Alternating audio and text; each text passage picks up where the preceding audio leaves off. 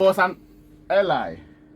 with the intention to restrict some about, is it 24 or so? 22. 22, but they said they are extended to 24 when they removed the cement from it. Now, okay, so let's even stick to 22. 22 strategic selected imports. That restrictions bill was going to have a lot of interesting elements, including the minister be it or say the or. In fact, the committee has put together. If the committee decided that this is the recommendation you are giving to the minister can vary that and just give a reason for it. He can say also not to grant you the what they call it. How do you call it? And when you wanted to appeal or call for a review, the minister will be the same person dealing with it. Some had raised concerns about WTO and IMF regulations and whether or not it was in tandem with that. All of these things came up, and the committee consistently complained that minister was refusing to play ball at that level. He was quite livid. In fact, in Parliament, when he delivered his final speech, or some of my fans to support the fact that he is delivering a very good L.I. The intention, many people in the Republic of Ghana agree. The object of the L.I. was quite clear to some of us, a good thing. Make sure you promote local production and make sure we support our currency, and also make sure that we beat inflation in many other forms that comes from imported food and other things. Essentially, there were so many groupings that were opposed to it. Some said they had never been spoken to. Later on, government or parliament and the ministry wrote letters to all of them. So as we speak, we have been told it has been suspended. It was yesterday they were supposed to actually late. It has been suspended. Virtually all the groups except AGI have not heard from now. AGI was in support anyway. Had congratulated or welcomed the decision to suspend it. Now, deep within our hearts, some say it is the last straw that came with the attention being drawn to the IMF procedures. That's why we don't want to do anything to get IMF angry at this time. We are waiting for $600 million. Our external creditors are doing something. Hopefully, we get them to also play ball. Then we can get the money. I am worried about the policy processes of this country and how we do public policy making. It was Agitaku that taught that particular course, and he taught a course based on a book by Professor Achuayi.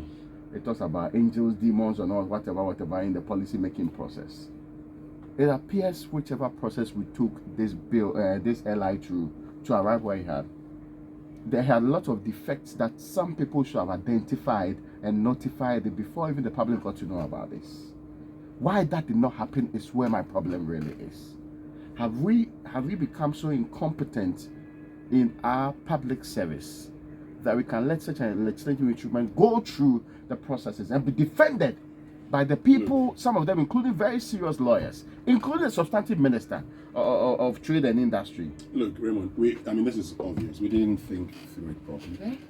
AGI is still defending it. Yesterday when I was moderating the conversation at the 9th CEO Business Cocktail and Networking, Humphrey Ayim Dake was still talking about it. Yes, you may have issues, but that is the way to go and everything and everything.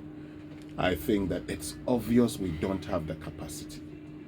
So it's obvious we need to give ourselves time. It's obvious we need to start the processes now, and within the next 5 years, we can then come back and say, you know what, we have built our industries, we have built these sectors, we believe we can now at least restrict a certain percentage of importation. That's how you go about it. If you don't build these industries, if others are incentivizing their farmers, if they are subsidizing their produce, what are you doing for your people? We actually put imports. So you think that incentivizing people and placing taxes on these products is all about going to support national development? All about going to what?